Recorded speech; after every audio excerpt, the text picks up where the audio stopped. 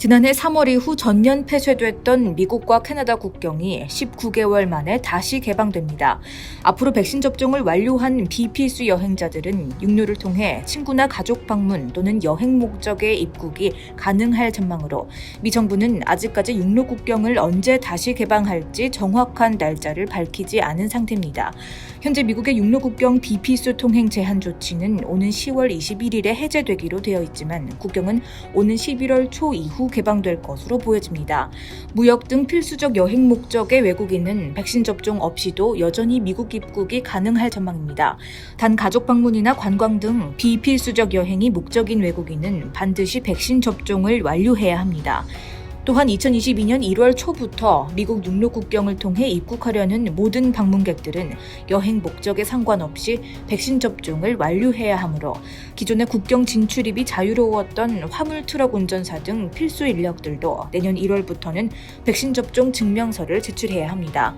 캐나다와 미국 간 항공 입국 규정과는 달리 육로를 통해 캐나다에서 미국으로 입국하려는 사람들은 세계보건기구 또는 미국 규제당국에 의해 사용이 허가된 백신을 2번 투여받았다는 것을 증명할 수 있는 한 코로나19 음성 확인서를 제시하지 않아도 됩니다. 단 육로를 통해 미국에서 캐나다로 입국하고자 하는 이들은 백신 접종 완료 증명서와 코로나19 음성 확인서를 함께 제시해야 합니다. 또한 미국 국경을 통해 입국하려는 사람들은 언제든지 무작위로 선별되어 예방접종 증거를 제시해야 할 수 있습니다. 다음 뉴스입니다. 유선 전화를 이용한 전화 가로채기 수법으로 돈을 갈취하는 신종 전화 금융 사기가 비시주 전역에 잇따르고 있어 주의가 요구됩니다. 12일 웨스트 밴쿠버 경찰은 이 지역에 거주하는 한 부부가 은행 직원과 경찰을 사칭한 보이스피싱 조직의 사기 수법에 말려들어 50만 달러에 달하는 금전적 피해를 당했다고 밝혔습니다.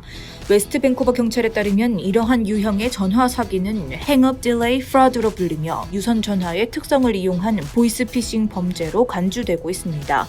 상대방이 전화를 끊더라도 전화를 건 사람이 계속해서 전화를 건 상태로 있을 수 있는 유선 전화의 특성을 범죄로 악용한 것입니다. 웨스트 밴쿠버 경찰 측은 이러한 금융사기 전화가 걸려왔다고 판단되면 사기 혐의자와 통화를 끊고 10분 이상 기다렸다가 연락하거나 휴대전화를 사용할 것을 조언했습니다. 다음 뉴스입니다. 수박 크기만 한 운석이 주택 지붕을 뚫고 잠자던 여성의 베개 옆에 떨어지는 아찔한 사고가 발생했습니다. 비슈주 내륙 도시 골든에 거주하는 루스 해밀턴은 지난 3일 밤 잠결에 개 짖는 소리에 눈을 떴다가 혼비백산했습니다. 수박 크기의 검은 돌덩이가 얼굴 바로 옆 베개에 떨어져 있었기 때문인데 바로 위 천장은 뚫린 상태였습니다.